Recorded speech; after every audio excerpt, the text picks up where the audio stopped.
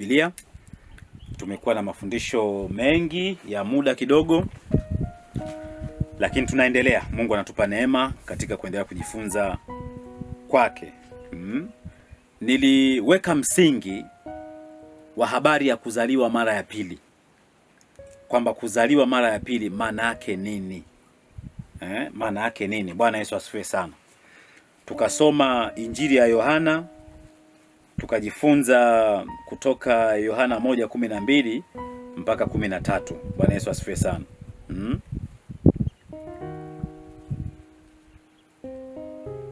Kwa hiyo neno lile ukilisoma, ninaamini kwamba na wewe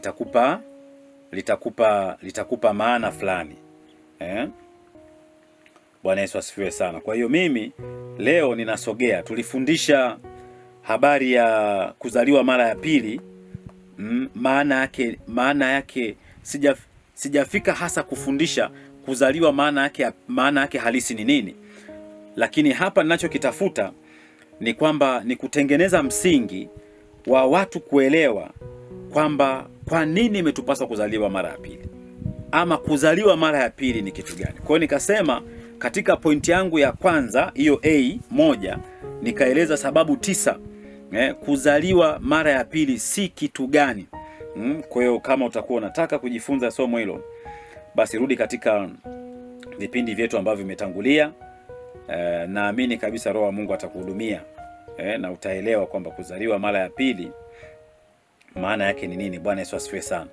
Lakini leo nataka nisogee mbele kidogo katika kipengele B, walau niweke pointi takribani 3 ama 4 kwamba kwa nini tuzaliwe mara ya pili. Nimeshatoa mfano kwamba Adamu alipoanguka katika dhambi, kuna mambo yaliharibika. Na jambo kubwa lililoharibika kwa Adamu ni mahusiano yake na Mungu. Na tukumbuke kabisa kwamba Adamu, uumbaji wake, aliumbwa kwa sura na mfano wa Mungu, sio katika mwili lakini katika roho. Ukisoma Waebrania inatudhihirishia kwamba yoyote anayemwendea Mungu lazima aamini kwa imani kwamba yeye yupo. Bwana Yesu asifiwe sana. Kwa njia nini? Ya imani. Na yeye pia kwamba huyu Mungu ni roho. Roho, huyu Mungu ni roho, sio mwili. Na ndio maana wakati mwingine Biblia inasema kwamba hamna aliyemwona Mungu kwa macho na akaishi. Bwana Yesu asifiwe sana. Kwa hiyo kuna mambo ambayo tunapaswa kuyaelewa. Kwa hiyo Adamu alipoingia kwenye dhambi, mahusiano yake na Mungu kiroho, ama uhusiano wake yeye Adamu na Mungu kiroho ulikufa, na ndio huo ambao sasa tunafanya nini? Tunashughulika nao. Kilichozaliwa kwa nini? Bwana Yesu asifiwe sana. Kilichozaliwa kwa nini? Kwa roho ni roho, na kilichozaliwa kwa mwili ni mwili. Bwana Yesu asifiwe sana. Na ukienda mbele kabisa katika waraka wa kwanza wa Yohana 5:4 anasema, kwa maana kila kitu kilichozaliwa na Mungu huushinda ulimwengu, na huko ndiko kuushindako ulimwengu, hiyo imani yetu.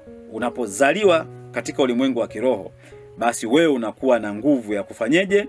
Ya kumshinda nani? Shetani. Bwana Yesu asifiwe sana. Kwa hiyo ukisoma habari ya Injili ya Yohana 1:12 mpaka 13 itakwambia kwamba kwa nini namna hiyo. Lakini pia unaweza ukasoma Injili ya Yohana, soma mlango wa 3.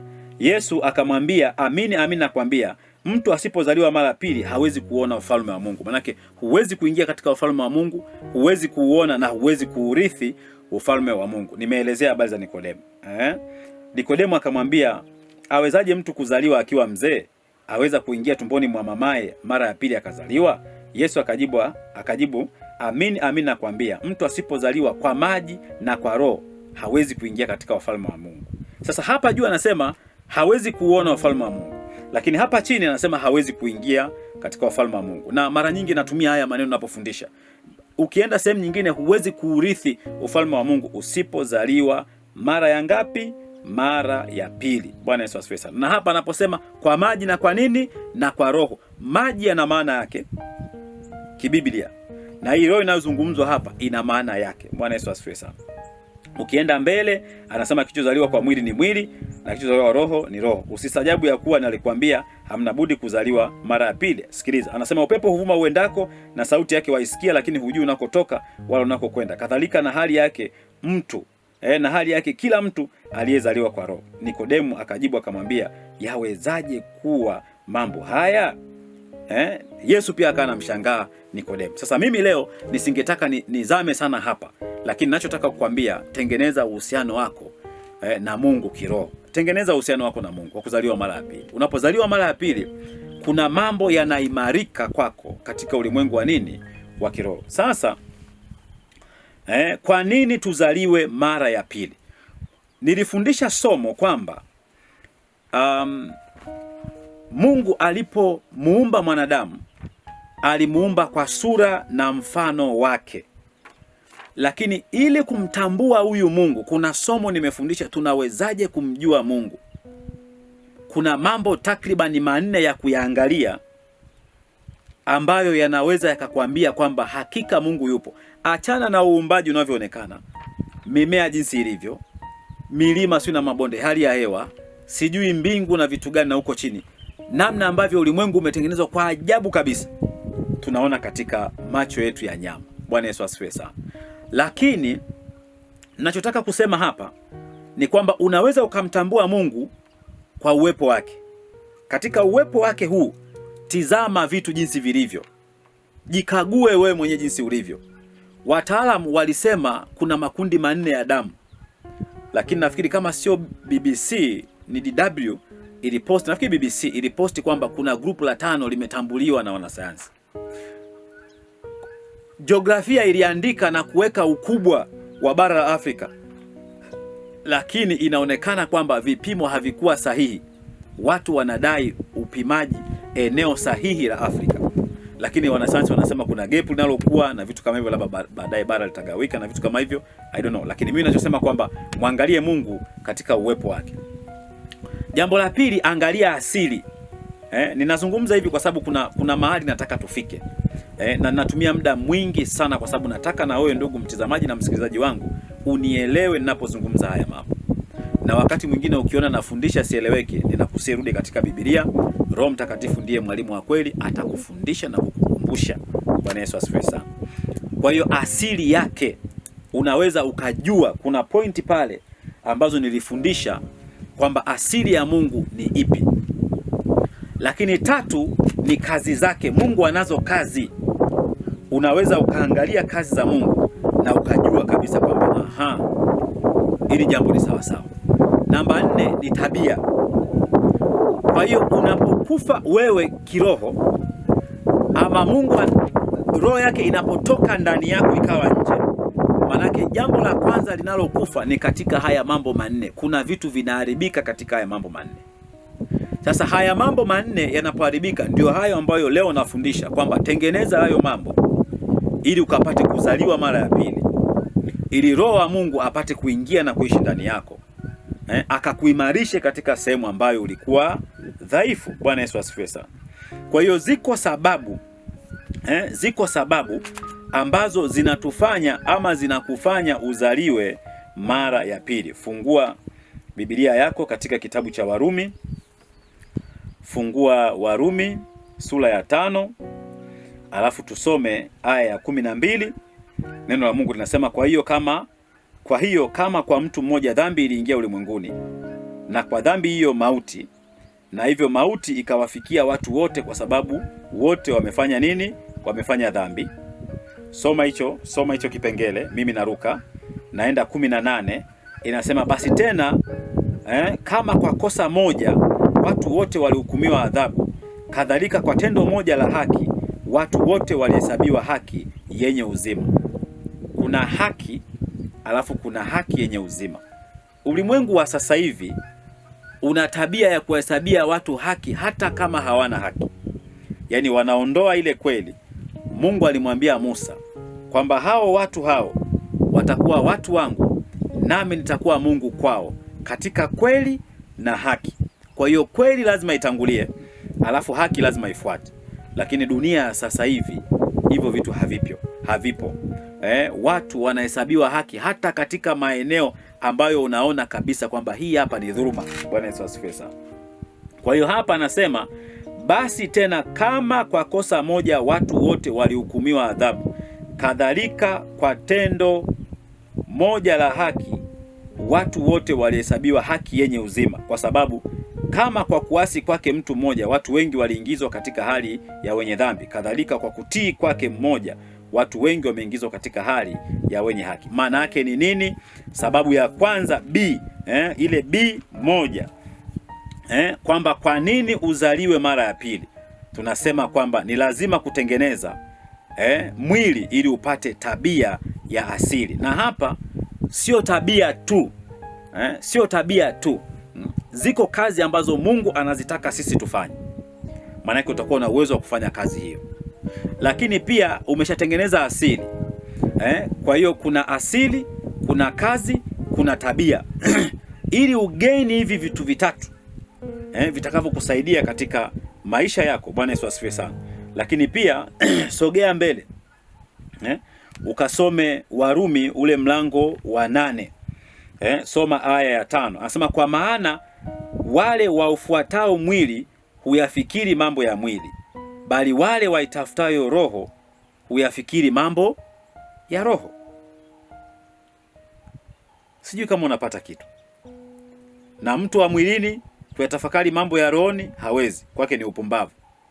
Lakini mtu wa rohoni kutafakari mambo ya rohoni, hilo ndio jambo ambalo Mkristo anatakiwa kuwa nalo. Kwa hiyo unaweza ukaona kwa nini utengeneze ama uzaliwe mara ya pili. Sababu mojawapo ni lazima kuhuisha mwili, kutiisha mwili ili upate yale mambo matatu: asili, kazi na tabia. Bwana Yesu asifiwe sana. Sasa pia kudhihirisha kipengele hicho, tusome kitabu cha Zaburi, Zaburi 51 aya ya 5. Zaburi 51 aya ya ngapi? Ya 5. Neno la Mungu linasemaje? Tazama, mimi naliumbwa katika hali ya uovu, mama yangu alichukua mimba hatiani. Na vitu kama hivyo. Huyu ni Mfalme Daudi anaelezea alipomtenda Mungu dhambi, anajutia dhambi yake, pamoja na kutubu anamwambia Mungu, ukumbuke na unikumbuke kwamba mimi nilichukuliwa mimba nikiwa mamangu akiwa hatiani. Kwa ni lazima utengeneze haya mambo ya mwili. Lakini pia tuliposoma ile Yohana ambayo tumetangulia kuisoma 3, kama utakuwa unakumbuka vizuri, Yohana 3, wakati Mungu akisemezana na Injili ya Yohana 3 akisemezana na Nikodemo, kwamba ziko sababu zitakazo kufanya wewe uzaliwe mara ya pili. Sababu ya pili, fungua kitabu chako cha Warumi mlango wa 14, nataka tusome aya ya 7. Anasema kwa sababu hakuna mtu miongoni mwenu aishie kwa nafsi yake, wala hakuna afaaye kwa nafsi yake. Uelewe kabisa. Na mlango 14:7 maana yake ni kwamba kama hakuna mtu miongoni mwetu aishie kwa nafsi yake, manake hakuna anayeishi kwa nafsi yake, yani hayupo. Hakuna. Anasema wala hakuna afaaye kwa nafsi yake. Manake kimsingi hatuwezi kuurithi ufalme wa Mungu kwa kujiangalia sisi nafsi zetu. Ni lazima kuzaliwa mara ya pili ili kuweza kuona na kuingia katika ufalme wa Mungu. Haitawezekana. Tunakumbuka kile kisa cha yule bwana mpumbavu aliyeenda kwenye harusi afa kama amesahau sui kadi kiingilio cha pale getini.